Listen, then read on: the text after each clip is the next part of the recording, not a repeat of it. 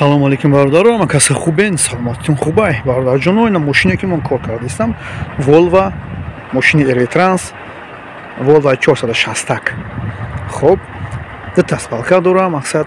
хай мешава беҳтаринай. Стоечник кондитсионер дора, барои рӯзои гарм. Ин ҳозир гармай дар Франсия, тай 38 градус гармай. Дар нушра ба ҳазур метунӣ ки мақсад одих кунӣ. خب کمترک معلومات درباره ماشین برای برادرای نوکار برای شما میتونم چخیلی که دیدستین پرینسیپ دکجو میسته ام پرینسیپ پول پرینسیپ مورا برادران کندگی ام چخیل میقپاش چی میقپا پول پرینسیپ مورا خب اما اوهانه که پول پرینسیپ هم میقپا چینم داره اکومولاتور ام ماشین دکجو استودگیان خب بعد برادرها شلانگویی که در پرینسیپ سایدین میشون کدوموهن در این مسئله ماشین کمترک برای شما از برادرها معلومات میتونم این ماشین برادر ریسور نداره چخیلی که میبینین پنیوما پادویسنیه فهمیدین این برادر دیدی پادوشکا داره اینا 4 تا پادوشکا داره خب الان که برادر جون اکومولاتورش دکجو میستن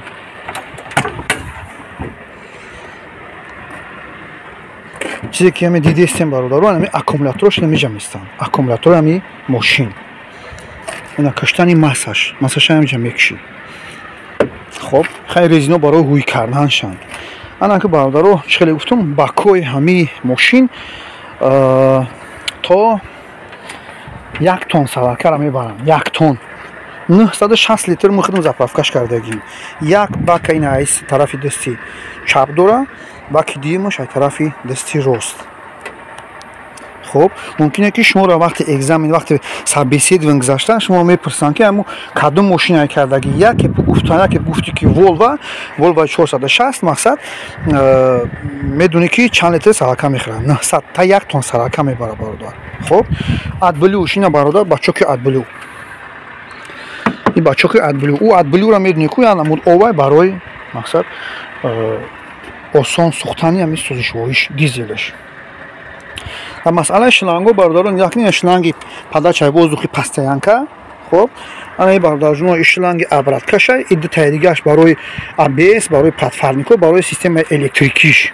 دو تا شلنگ воздух داره یا در پرینسیپ محکم میکنی خب انا که برادرجون چیزی که پول پرینسیپ مورا میقپا چیزی که پول پرینسیپ مورا میقپا انا می اوهان گیدسن انا می اوهان گیر دادیدین همی اوهان برادرجون نومش سدلو های سدلو خب انا که نگاه کنید وقتی که پرینسیپ میویا میدروید هم اوهان اما اوهانی که اما پالیسی که باید میاد همیجا میدروید برادر دیدین اینم رحشه اینها اینم خیلی میدروید وقتی که اینجا دور اومد برادر جون اینجا کمتر حلقه شکلی این طرف اوس رفتگیه که امی اوهانی رفتگیه اینجا حلقه شکلی برادر وقتی که اون پالیس میزنه سنی اوس میزنه میره اودار که میزنه ای اوهان اینا دیدین این است اوگلوش نمیای همین میگرده گیردی پالیسی که همو پول پرینسیپ در استودگیه میگرده محکم میشه خب پول پرینسیپ میقپا همه پرینسیپ دروزی که 13 متر دروز همین پرینسیپ برادر جون انا اوهان میقپاش در بالای همین خو میره ولی را من سالدور میگیرم سالدورش میکنم کم تا سالدورش قاقشیدگیه خب انا که همین اوهان میقپا همین پالیس میقپاش چیزی که همین پرینسیپ میقپا همین سدلو میای برادر سدلو همین برای پرینسیپ قپیدن همیه انا که برادر جان زدی موسی همین ماشین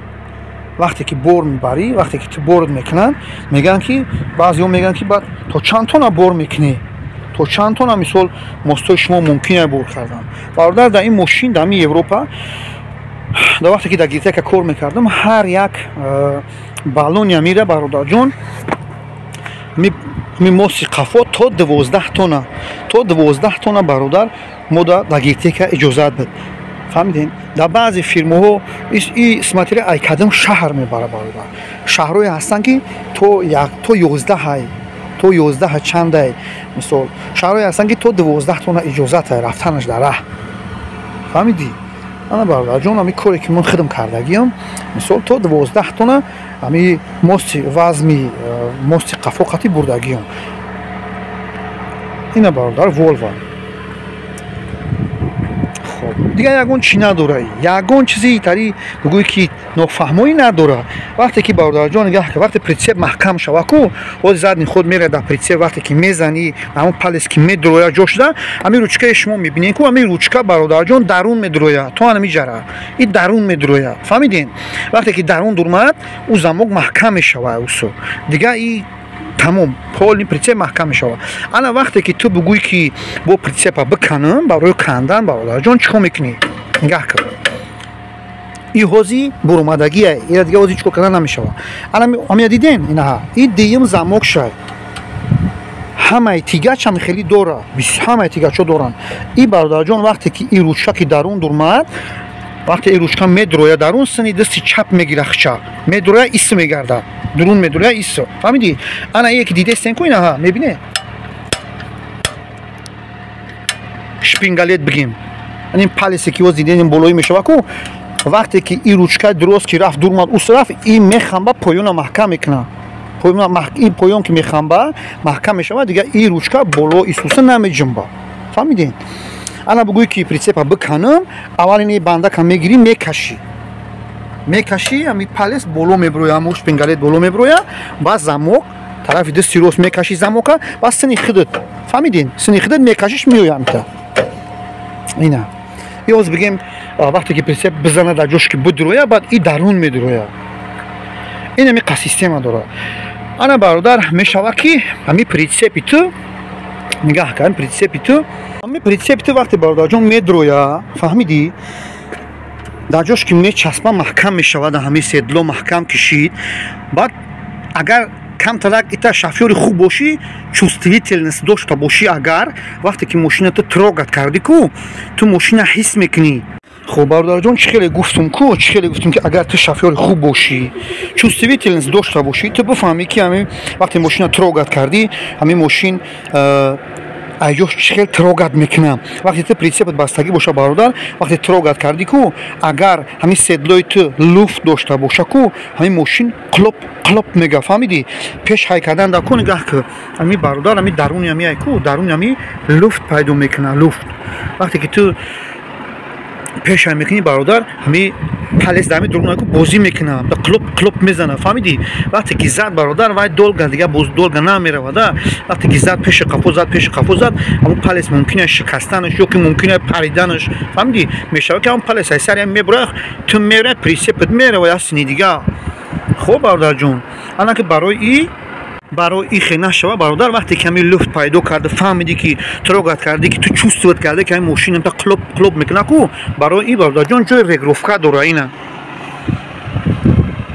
بولت دیدین این همی بولت برادر برای رگروفکه همین بولت برای رگروفکه همون پالیسه وقتی که برای این کار چه رگروفکه میکنی اگه یا برادر جان سپیشال نمیشه پالیسه بگیم رنگ یک تیوق دا یک توربا دا وارد میکنن بعد همین جای دمی در همین جا میورن پیش میکنن با میجنبونن همون پالیسه وقتی که همون پالیس لفت پیدا کرده باشه جنبه کو بعد این بولت برادر جان سخت میکنی فهمیدی این بولت که سخت کردی کم کو او چیزی که او درون های کو این درون دا هسته کو وقتی که او بولت سخت کردی برادر این درون جمع میشوه این می اوهانی که گیر دای کو همین اوهان جمع میشوه وقتی پالیس میزنه در اینجا میدرویه این اینجا حلقگی ایسنه این میگرده ایسه دیگه دی پالیس درون درست میکنه انا این اوهان سینی پیش میدرویه سینی درون فهمیدی برادر جون انا مامینده دیگه پالیس تو هیچ جا نمیره در حالتی که لفت پیدا کرد چیکار میکنی این بولت قطعی رگروفکش میکنی فهمیدی اینا ما یاد نبره برادر جون یکی خداوند صاحبم خیلی ماشین میکنه دیگه اگه اون چیزی نفهموگی نداره برادر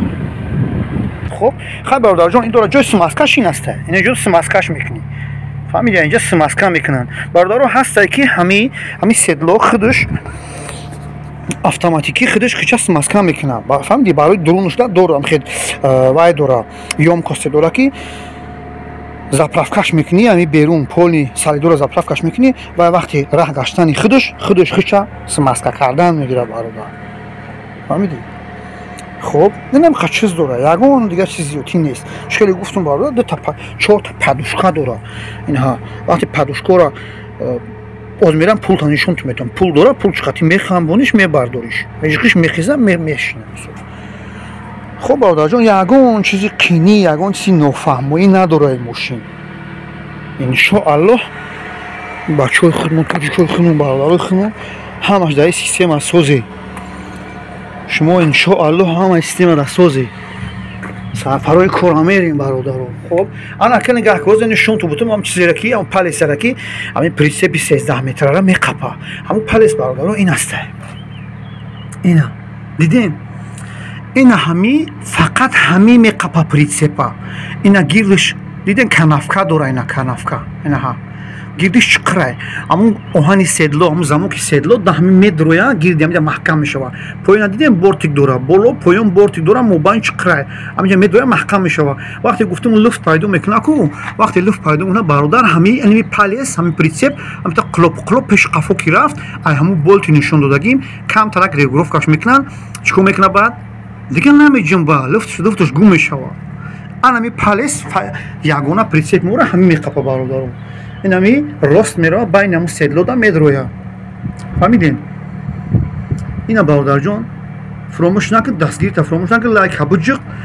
خب کانال ما رو دستگیری که ان شاء الله که کانال ما توجیکی های تکنیکی های اینا همو ما خودمون توجیکو خودمون دستگیری کنیم ما را خیتویی و کیتایسو اسپانسو دستگیری نمیکنن برای که ویدیوهای ما توجیکی هن اما توجیک میفهمش معنیش چیه چی گفته است